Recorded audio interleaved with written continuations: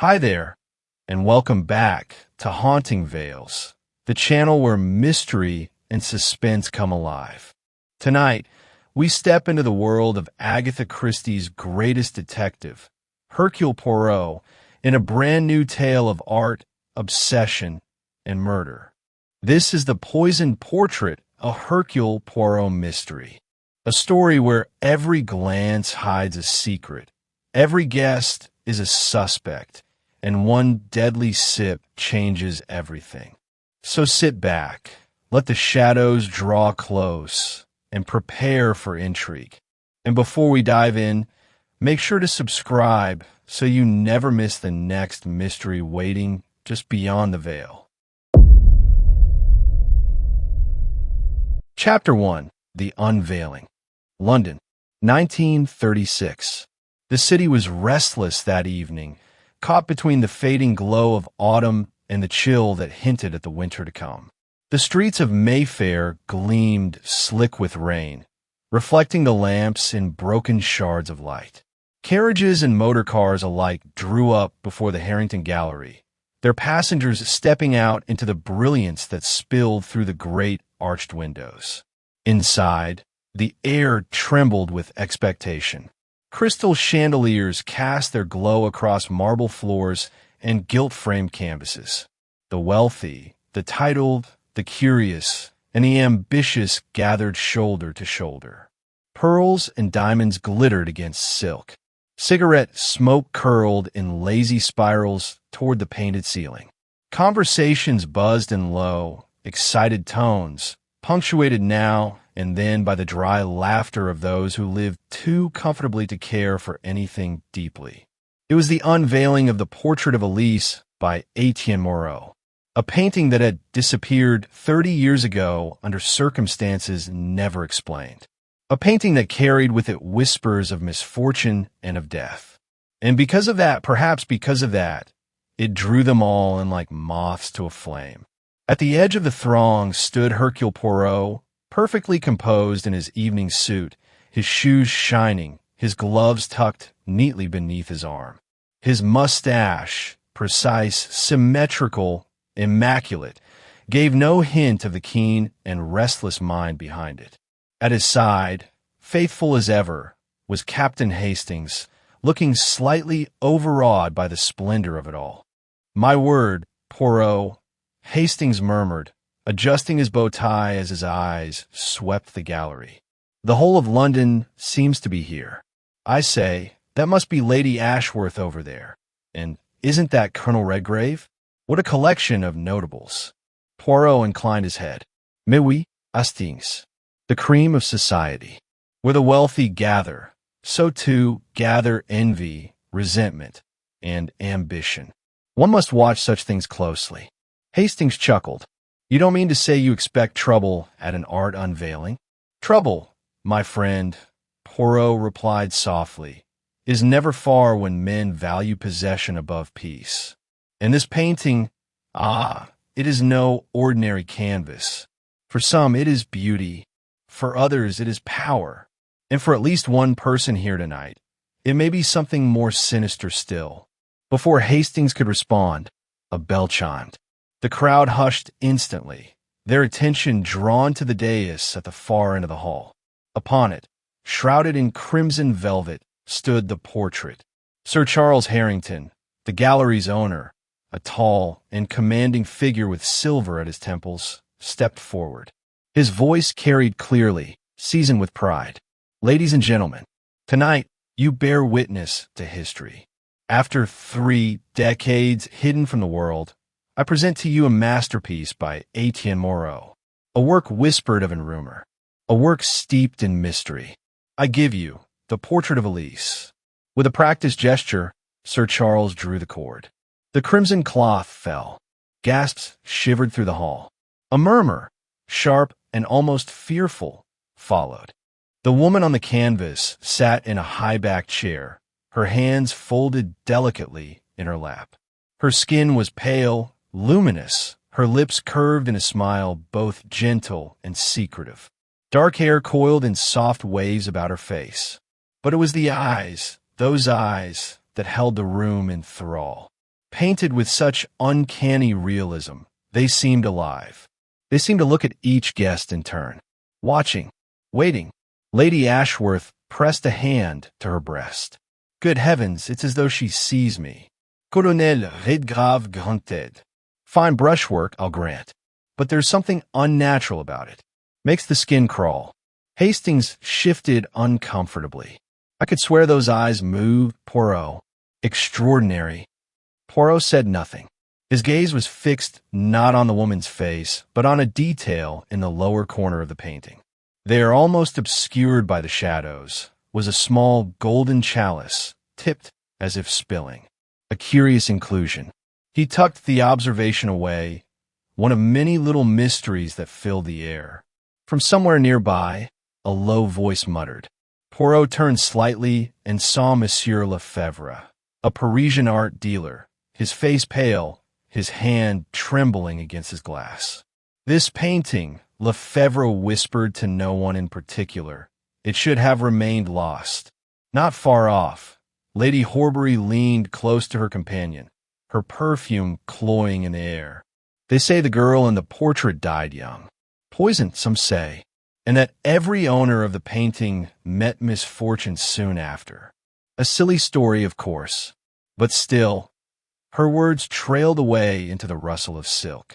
The orchestra struck a soft chord. Sir Charles lifted his glass high. To beauty rediscovered, to art eternal. A chorus of voices echoed him. Glasses clinked. Champagne bubbled in the light. Yet, as Poirot observed, the atmosphere had shifted. What should have been triumph felt instead like tension wound taut. Smiles were too brittle, laughter too quick. And beneath it all lay an unease that no champagne could drown. At precisely 9:30, the gallery's butler entered with a tray of fresh champagne. The glasses gleamed, gold and fragile. Sir Charles, flushed with pride and triumph, accepted one. He turned back toward the portrait, raised his glass, and began to speak. To Moreau, to Elise, but the words faltered. His hand trembled. The glass slipped from his fingers, shattering upon the marble floor. He staggered, eyes wide, lips struggling for breath. A cry went up. Sir Charles! He clutched at his throat, gasped once more, and fell heavily to the ground. Panic erupted. Guests screamed. Women shrieked, and men shouted. The orchestra stopped abruptly, instruments clattering to silence. Colonel Redgrave knelt beside the fallen man. Good Lord, he's gone stiff already. Hastings stared in horror. Poirot, good heavens, he's dead. But Poirot did not move toward the body. He stood perfectly still, his eyes narrowing upon the broken glass, its rim wet with the last trace of champagne. When he spoke, it was almost of himself, his voice quiet but carrying through the stunned hall. Mon Dieu, the portrait is not the only thing poisoned tonight. Chapter 2, Shadows Among the Guests. Chaos reigned in the Harrington Gallery. The brilliance of the chandeliers now seemed cruel, glaring down upon the lifeless body of Sir Charles Harrington sprawled on the marble floor. Guests milled about in panic, their silks rustling, their voices pitched high with terror. The scent of champagne, once festive, now mingled with the sharp tang of fear. Poirot, ever composed, raised his hand. Mesdames et messieurs, calm yourselves. There is no purpose served by disorder. His voice, though quiet, carried authority. It cut through the hysteria, stilling at least some of the noise. Hastings leaned close. Poirot, what do you make of it? The man dropped dead before our eyes. Poirot's gaze drifted to the broken glass. A man does not fall so suddenly, Hastings, without cause. There is more here than mere misfortune. From the crowd, a sharp voice rang out. Fetch a doctor at once. It was Lady Ashworth, her jewels trembling against her throat. She looked pale but determined, her eyes darting about as though the very walls threatened to close in. Colonel Redgrave barked an order. Clear the hall. Give the man air. But even as he spoke, all knew it was useless. Sir Charles lay still, his lips already tinged with a bluish pallor. It was at this moment that the tall figure of Inspector Japp entered the gallery, summoned quickly from Scotland Yard. His hat was askew, his coat damp from the rain. He strode forward with a grim expression, his sharp eyes sweeping the scene. "Well," Japp muttered, kneeling beside the body. "Looks like I picked the wrong night to skip supper. What do we got, Poirot?" Poirot inclined his head politely. "A death most sudden, mon ami. I suspect poison. Observe the glass." Japp examined it, frowning. Convenient, isn't it? Drink goes down, man goes down. Question is, who put it there?" The inspector's gaze turned to the assembled guests. They shrank beneath it, some indignant, others trembling. The atmosphere thickened, suspicion spreading like smoke. Poirot cleared his throat delicately. "If you permit, Inspector, we should not allow these fine people to depart until we understand what has occurred. A murderer, if such indeed is the case, should not slip away into the night." Japp sighed. I was thinking the same. Nobody leaves. Not until I say so." He signaled 2 constables who had followed him in. They moved to secure the doors. A murmur of protest rose from the guests, but none dared defy the law. Poirot's eyes, sharp and restless, moved among the faces. Each guest was a study. Lady Ashworth, pale and trembling, but with a spark of calculation beneath her fear. Colonel Redgrave, blustering with anger, his fists clenched too tightly. Lady Horbury, cool and composed, though her lips quivered when she thought no one watched. Monsieur Lefebvre, the Parisian dealer, his handkerchief damp with sweat as he dabbed at his brow. And others, too, lesser-known figures, each with eyes averted, each burdened with thoughts unspoken. Poirot turned slightly to Hastings. "Observe, mon ami. Already the faces speak volumes. Fear, guilt, indignation, each tells its own story. Tonight, there is more than one secret concealed in this room." Hastings frowned. But who would want Sir Charles dead? He was simply unveiling a painting. Poirot arched a brow. Hastings, it is never so simple. A painting is never merely paint upon canvas. It may represent fortune, pride, jealousy, revenge. And where such forces gather, voila, we find tragedy. At Japp's command, the guests were gathered together in the great hall. Chairs were brought. The air was thick with perfume and tension. Each person sat rigid, waiting, watching. Japp began his questioning, brusque and methodical. Lady Ashworth insisted she had seen nothing. Colonel Redgrave declared the whole business a disgrace. Lady Horbury claimed her attention had been fixed upon the portrait and nowhere else. Monsieur Lefebvre, with trembling voice, muttered that the painting carried a curse. Poirot said little, only listening, noting the flicker of eyes, the tightening of lips, the betraying gesture of a hand. To him, these are the true confessions, far more telling than words. When at last the inspector paused, Poirot stepped forward. "One observation, Inspector. The champagne. From whose tray did Sir Charles receive his glass?" The butler, pale and anxious, stepped forward. "Mine, monsieur. I served the glasses myself. I assure you, they were poured in the kitchen and brought directly here." Poirot regarded him closely. And yet, it was but one glass that carried death.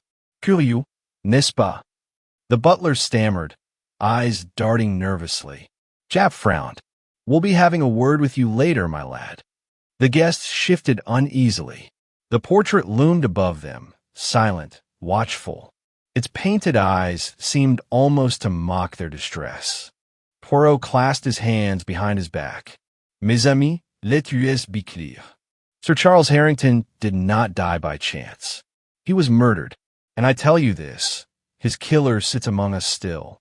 Gasps erupted. Lady Ashworth cried out. Colonel Redgrave slammed a fist upon the table. Lady Horbury raised a hand to her lips. Japp barked for silence. "You heard him. Nobody leaves this place. We'll sort the truth out. one way or another. In the hush that followed, the portrait loomed larger, its painted gaze fixed upon them all. And in that silence, each heart began to race. Each mind began to turn. And somewhere among them, hidden behind calm smiles and trembling hands, sat a murderer. Chapter 3: The Dance of Suspicions. The Harrington Gallery had become a prison. Its grand doors were sealed under Inspector Japp's orders, and the glittering guests now sat like captives beneath the accusing glare of chandeliers. The air had changed. Gone was the festive perfume of an art unveiling. In its place lay the thick, acrid weight of fear. Sir Charles Harrington's body had been removed, draped under a white sheet, but its absence was no comfort. The stain of tragedy lingered, as palpable as the champagne spilled upon the marble floor. Poirot stood apart, his hands folded neatly before him, his eyes darting from one face to another. Every gesture, every whisper, every nervous twitch told him something. Hastings, ever loyal, hovered at his side, though his expression was a mix of bafflement and unease. "I say, Poirot," Hastings murmured, keeping his voice low, "this is dashed unpleasant. To think, poison, right in the middle of such an evening, and any one of them could have slipped it into the glass. But who? And what?" Poirot inclined his head slightly. "Patience, mon ami. We must let the little gray cells do their work. First we observe, then we reflect, and only at the last do we conclude." Inspector Japp had taken the center of the room, his notebook in hand. His manner was brisk, his questions sharp. One by one, the guests were asked for their account of the evening. Lady Ashworth went first, her fingers trembling upon her pearls. "I was near the orchestra when it happened. I heard the glass fall, and then the dreadful sound of his choking. I saw nothing, nothing at all." Her eyes flitted about nervously, unwilling to rest on anyone for long.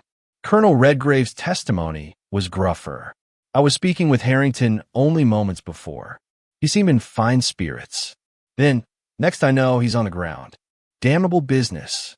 You ask me, Inspector, this whole affair smacks of premeditation. Harrington had enemies, that much is certain." Japp narrowed his eyes. "And would you happen to know of any?" The colonel shifted uncomfortably. "Well, one hears things. Rivalries in business. Disputes over money. You'd best look into that Parisian fellow, Lefebvre. He seemed more nervous than a cat in a dog yard." Monsieur Lefebvre, when his turn came, wrung his hands and dabbed his brow with a damp handkerchief. His voice shook with every word. "I warned them. I said the painting should never be shown again. It is cursed, I tell you. Every owner meets misfortune. And now Harrington is dead. Do you not see? The portrait brings death." Hastings gave a small snort of disbelief, but Poirot only leaned forward, his expression unreadable. "Curses, monsieur, are convenient things. They excuse much. But tell me, how long have you known Sir Charles?" "Years, Monsieur Poirot, years. We dealt in art together. But this painting, he should never have touched it. I begged him. I beg him." Next came Lady Horbury, graceful, her dark eyes glittering with something between sorrow and calculation. "It was dreadful," she said softly. "I had only just remarked to a friend how striking the portrait was. Then I heard the glass break, and I turned, and he was already falling. Such a ghastly thing. I can hardly believe it even now." She pressed a hand to her lips as though to suppress a shudder. Poirot watched her closely. "Madam, forgive my boldness, but you seem less shocked than others." She met his gaze evenly. "I am not one to lose my composure, Monsieur Poirot. Grief need not be loud to be sincere." Poirot inclined his head politely, though his eyes lingered a moment longer. The questioning continued, each guest offering fragments of the evening, none admitting to seeing anything suspicious. Japp grew increasingly impatient, snapping his notebook shut at last. "All right, that's enough for now. Seems none of you saw a blessed thing." But mark my words, we'll find out who's behind this. The guests stirred restlessly. Murmurs rippled through the hall. Some protested their innocence too eagerly. Others sat silent, staring at the floor, as if afraid their eyes might betray them. Poirot tapped Hastings lightly on the arm and whispered, "Do you notice, mon ami, how each seeks to direct suspicion away from themselves? The colonel toward Lefebvre toward the painting, Lady Horbury cloaking herself in composure. And yet, perhaps, in these contradictions lies the truth." Hastings frowned. "It all seems dashed confusing to me. Everyone had a glass of champagne. How can we possibly tell which was tampered with?" Poirot's eyes gleamed. "Ah, but it is precisely that question which is most intriguing. Why was Sir Charles singled out? Why not another? To answer that, we must ask ourselves, who stood to gain by his death?" As the inspector gave orders to search the gallery, Poirot slipped away for a moment of private contemplation. He stood before the unveiled portrait, its painted eyes gleaming in the lamplight. La belle Elise murmure. "You have seen much, n'est-ce pas? If only you could speak." His gaze dropped once more to the corner of the canvas, to the small, painted chalice. "And why, I wonder, did Moreau choose to paint you with a cup overturned? A symbol, perhaps, or a warning?" Behind him, Hastings approached, still staring at the painting. "Poirot, you don't think it had anything to do with the death, surely?" Poirot did not turn. "Non, Hastings. A painting does not kill a man. But men kill, and sometimes they use a painting as their cover. Remember this." The hours stretched on. Guests shifted uneasily, confined under Japp's watchful eye. Servants moved quietly, setting aside trays, pouring coffee, whispering among themselves. Tension thickened like fog. At last Japp joined Poirot, his expression weary. No sign of poison in the bottles or the glasses. But Harrington's glass was definitely the one that did it. "I'll have it sent for analysis. In the meantime, any thoughts, Poirot?" Poirot lifted his eyes to the inspector. "Only this, my friend. The hand that poisoned Sir Charles did not act blindly. It was deliberate. It was calculated. And it was done by someone in this very room." A hush fell. Even Hastings drew a sharp breath. Poirot's gaze swept over the assembly once more. He saw pale faces, clenched hands, averted eyes. Shadows of guilt and fear danced across them all. And he thought, with certainty, the murderer is here, hidden among silk gowns and polished shoes. Smiling perhaps, even now, waiting for the next move in this deadly game. Chapter 4. The Web Tightens. The night dragged on inside the Harrington Gallery, every passing hour thickening the atmosphere with suspicion. The guests, once radiant in their finery, now looked weary and haunted. Their jewels seemed dull, their silks crushed, their smiles vanished. The gallery had become a cage, and within it, fear prowled restlessly. Poirot, precise as ever, had claimed a small writing desk near the far wall. He sat in perfect posture, his little notebook before him, his eyes darting occasionally toward the silent company. Every so often his pencil scratched the page, recording not facts alone, but impressions, hesitations in speech, tremors in hands, glances exchanged too quickly. To him, these small things were clues as vital as fingerprints. Hastings, standing guard at his side, shifted impatiently. "Poirot, we've been at this for hours. The inspectors questioned them, the servants have been checked, and still we are no nearer. Can't you see?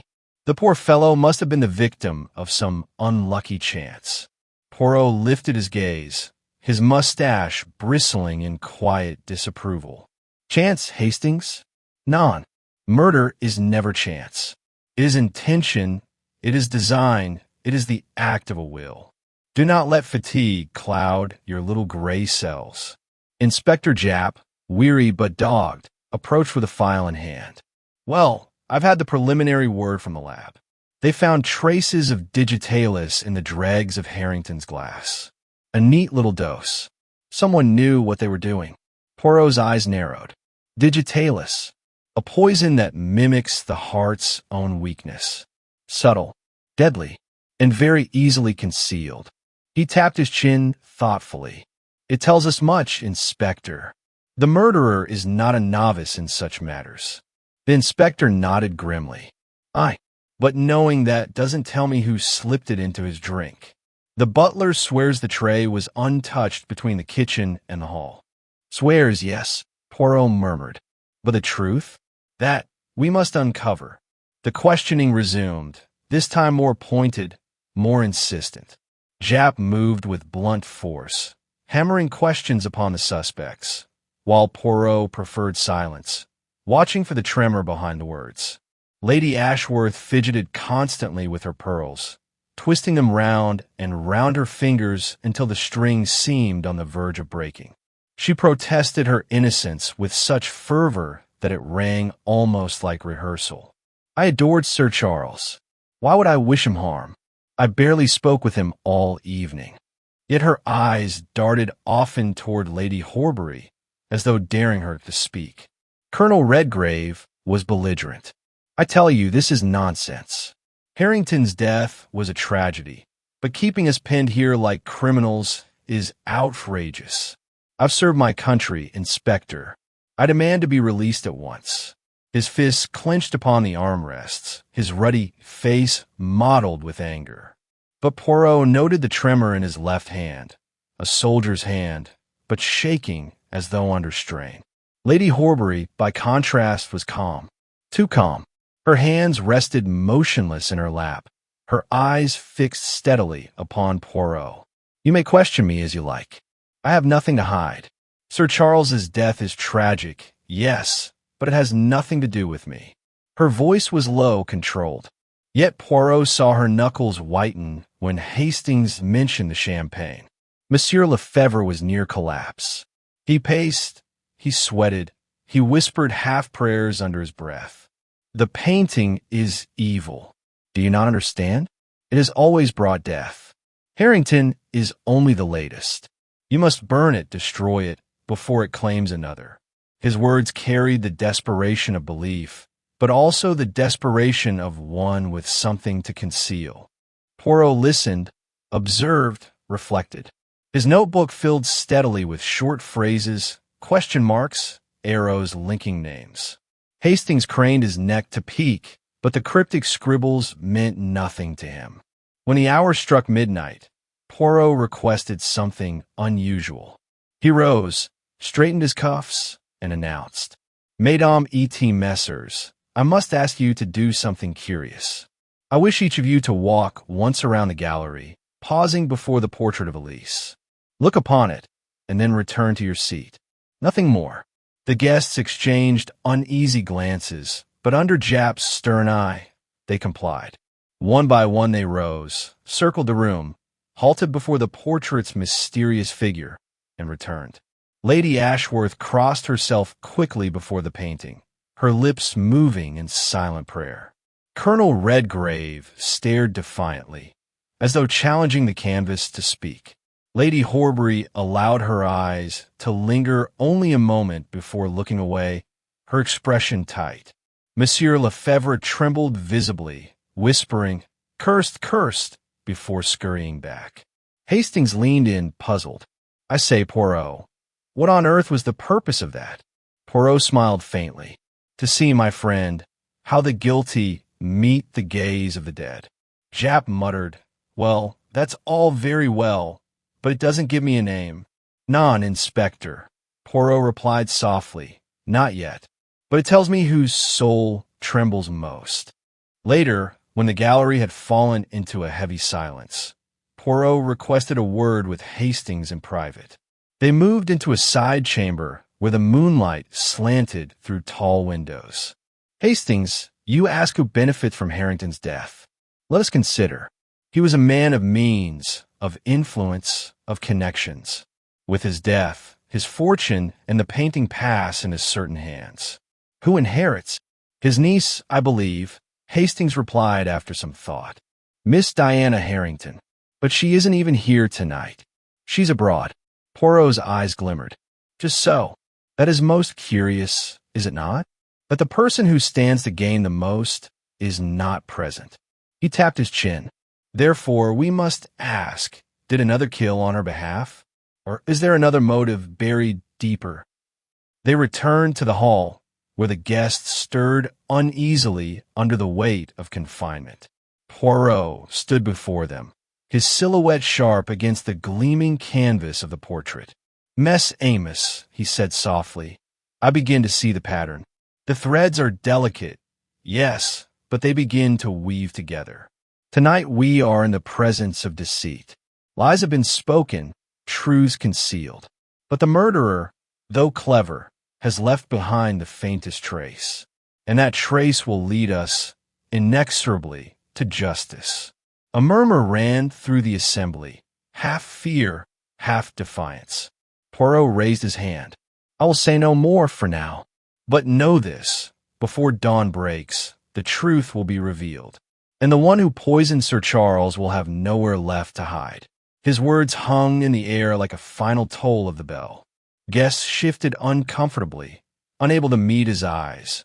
The portrait glowed above them, silent witness to their dread. And somewhere in that hushed chamber, the murderer's heart beat faster. Chapter 5. The Final Reveal. The hour was late.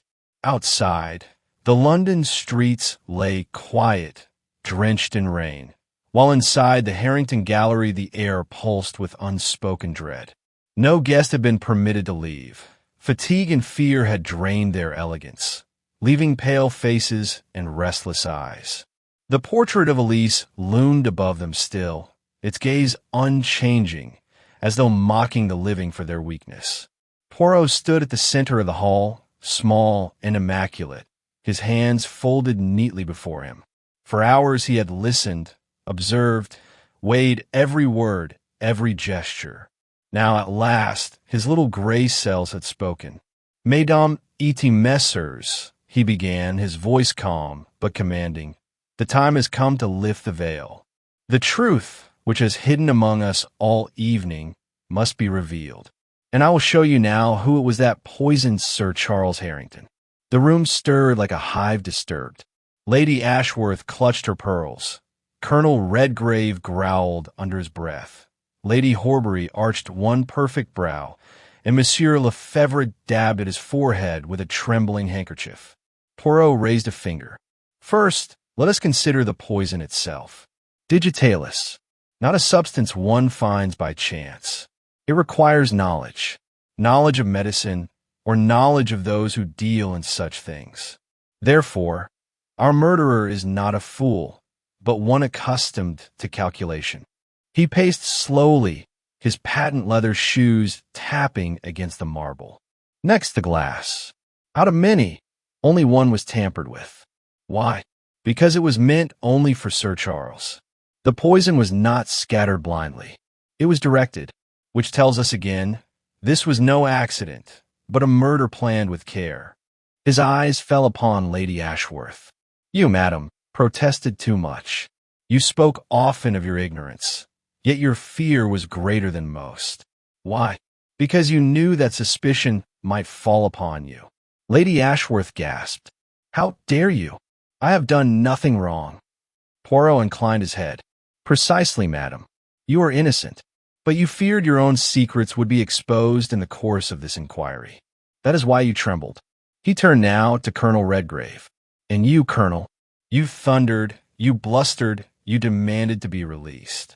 A brave soldier does not shake so easily. Yet your hand trembled when you spoke. Why?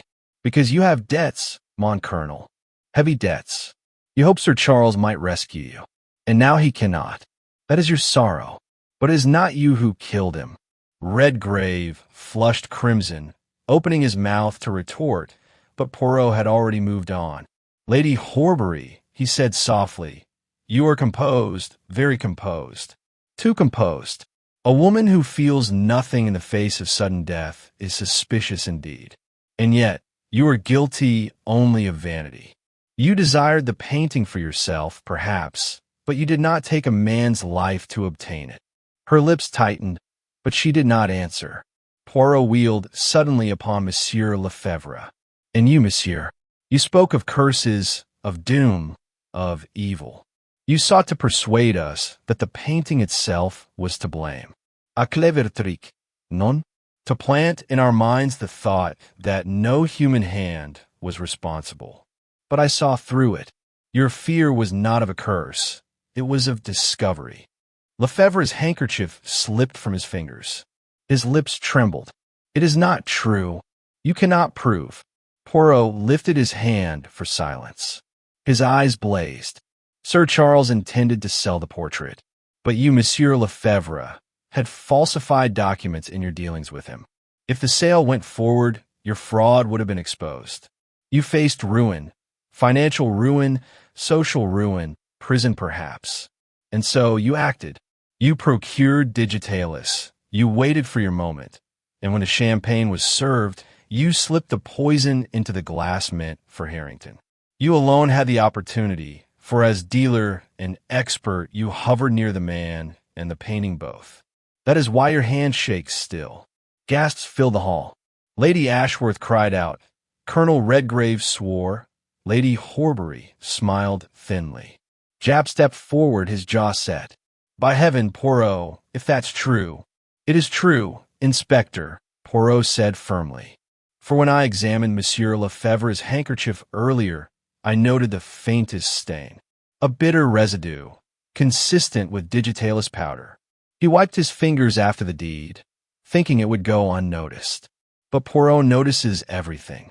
All eyes turned to Lefebvre. His face had gone chalk white. His knees buckled. I did not mean. He forced me. He would have destroyed me, he stammered. Japp snapped the handcuffs onto his wrists. Save it for the magistrate. You're coming with me. As Lefebvre was led away, the gallery seemed to exhale. The guests slumped back in their chairs, drained but relieved, though shadows of unease still lingered. The portrait looked down upon them all, its painted smile unchanged, as though amused by the chaos it had wrought. Poirot adjusted his cuffs. You see, M.E.S. Amos, there's no curse in art. There's only the folly and greed of men. The portrait is but paint and canvas. The evil lies in the human heart. Hastings let out a long sigh. Well, Poirot, you've done again. I don't know how you spot these things. Poirot allowed himself a small smile. It is simple, Hastings. One looks, one observes, and above all, one thinks. That is all. The remaining guests began to drift away, released at last, their footsteps echoing through the marble halls. Inspector Japp, weary but satisfied, clapped Poirot on the shoulder. I'll never understand how you do it, but I'm glad you're on our side. Good night, Poirot. When they were alone, Poirot turned once more to the portrait of Elise. Her eyes, forever frozen, seemed to meet his. He bowed slightly, as though acknowledging an adversary worthy of respect. Then, with Hastings at his side, he left the gallery, stepping out into the damp London night. The rain had ceased, the air fresh, the city alive once more with quiet possibility. Another case closed, another truth revealed, another life taken, but justice at least restored. And now, dear listener, the mystery is solved. Hercule Poirot has once again unmasked the hand of murder.